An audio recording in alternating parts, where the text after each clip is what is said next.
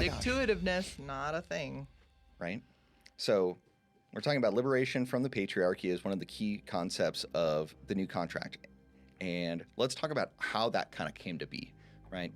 So prior to the Industrial Revolution, work was really hard, right? You were working in agriculture and you had to go ahead and do things by hand. That's why we had slavery and all these other things that are artifacts of the past that are not great to talk about, but they just existed as a part of what history was. And so it's unfair to go ahead and look at history for what it is and to shame the different decisions in history, not considering where those decisions came from. Well, yeah, for the discussion at hand, all of the nuance around surrounding, you know, how things were and all of slavery and stuff like that, it doesn't that is not brought to bear on what we're talking about, right? Yeah, and so things like the invention of machinery and automation and things of that nature made it so that a lot of the physically demanding labor of the past was kind of done away with. And a lot of jobs are more knowledge-based, more intelligence-based. And so women having similar average intelligence to men can easily adopt strategies to operate in those environments, especially since you had the invention of pads and tampons and things of that nature so that people could go ahead and actually work. Yeah. You know, invented by men, by the way, right? For the sake of making women's lives better. I mean, it's interesting, even in this kind of world where it is more egalitarian and there's, you know, especially in the world of innovation and, you know, entrepreneurship, you can do whatever, you know. There's an equal opportunity to do There's whatever you not want. like instantly the door is slammed in your face because you are a woman. Sure, but there's just natural proclivities that women tend to go to certain kinds of things and men tend to go to certain kinds of things. And what's interesting is still in this society, more innovation and entrepreneurship, it's still a male-dominated sphere. Sure, and that's not to say that there's anything wrong with that. It just is. It just is. Right? Like if you go ahead and look at the Scandinavian countries that have done the most they possibly can to legislate this equality among the sexes, you still see the vast majority of Scandinavian engineers are men and the vast majority of Scandinavian primary educators are women because they naturally go. That's a natural bend. It's a natural bend because women are primarily concerned with people and men are primarily considerate of things. Women knowing and being known. That is the world that we are naturally drawn to. Yeah, and the thing is, most feminists aren't trying to go ahead and argue that we want equal representation in bricklaying or being plumbers and stuff like that. They just want equal representation in positions of power and authority. So it's like, well, what are you really arguing for? You're arguing for having more power. But we'll get into that in a little bit. Mm-hmm. The Industrial Revolution going ahead and bringing advances so that the economic landscape was open for women to be able to participate in the economy. And other things that really helped were things like dishwashers and laundry machines for washers and dryers and things of that nature, where a lot of the labor that went into maintaining the home, you could automate and put onto machines as opposed to having people needing to do that manually. Yeah. And so that saved so much time to be available to either enjoy leisure if you had the economic means to do so, or, hey, now the woman can go ahead and be in the workplace. Another thing is capitalism as a system of economic improvement has done more to improve the lives of humanity than anything else in the world because of the ability for self-interest and innovation to propel not only one's self-interest, but the fact that you're serving others to their benefit to create value for yourself is amazing. And it is essentially gender blind. Yeah, absolutely. Capitalism is gender blind, and it isn't a matter of, hey, who you are as a person, it's what can you do? Yeah, what can you offer, and do people want that? Absolutely. It's like, is there a need?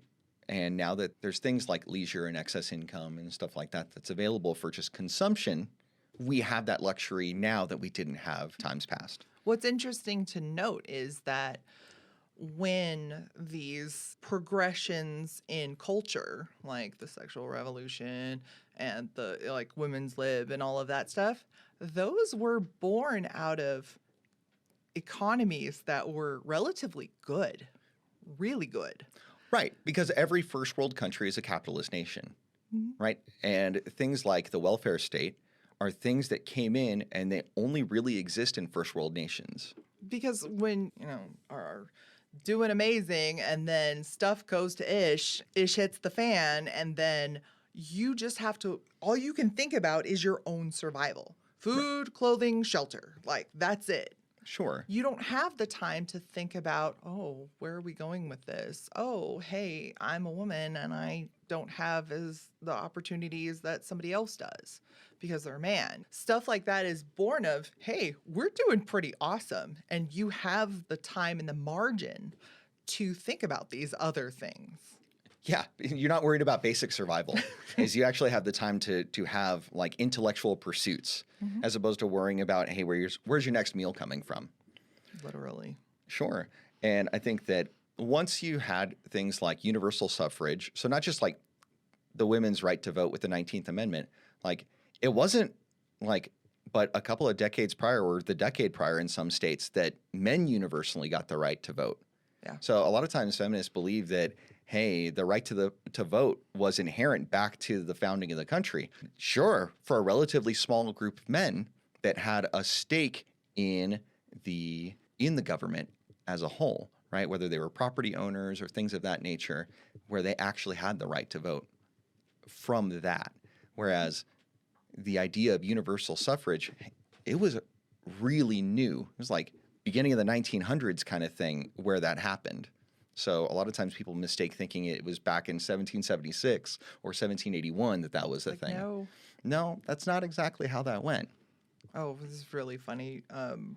Reading about some of the suffragettes and stuff. Right. They were actually, with their own agenda of advancing women's rights, they jumped on the bandwagon of the abolition, being an abolitionist, being, for Black enfranchisement. Mm-hmm. And when they finally got like the 14th, 15th Amendment passed, they were really upset because they're like, I'll be darned if a Black man can vote before I do as a white woman. Oh, it was really interesting. Like you can see that in their writings. Yeah, and all these paragons of the feminist movement, and they're really actually pretty questionable human beings, actually. At least from our standpoint today, right? Yeah, in this age. But it's funny that like a lot of modern women will be like, oh, these people were so great. I'm like, were they though? Did you really read about those? Right, but it turns out like, hey, how do you judge whether somebody is great or not? And a lot of times it depends on the context of the society. It's a gray area. It's like... Or any of the founding fathers. Like a lot of them had skeletons in their closet by today's standards, but it was totally normal in their time. And so it's really a lack of humility to go ahead and look at history and say, oh, well, it doesn't comport with our standards of today, so we should go ahead and shame it, rather than looking at it from the lens of where they existed at their time. Yeah. Because we evolved as a species in the way that we think in a lot of ways over the last 100, 200 years. Definitely. That can you really hold somebody accountable if they did not have that conception of value? They had different values. They definitely did. And a lot of those values carry over to today, but a lot of the things that they saw as normal are shamed by today's standards. And it just is what it is. So once you had universal suffrage, it was really easy to go ahead and vote for stuff and for freebies from the Treasury. So if you had the power to vote, now all of a sudden you can vote for free stuff for yourself. Nowadays, we have a lot of people that are not net taxpayers that are voting for all these kind of benefits for themselves, and it just is what it is. Somebody's got to go ahead and pay for it, though. That's not their concern. They got to go ahead and vote for representatives that were willing to pander to them as hard as possible. And as a result, we have the welfare state, which has some uses where we want to go ahead and care for the weakest and the most disenfranchised among us.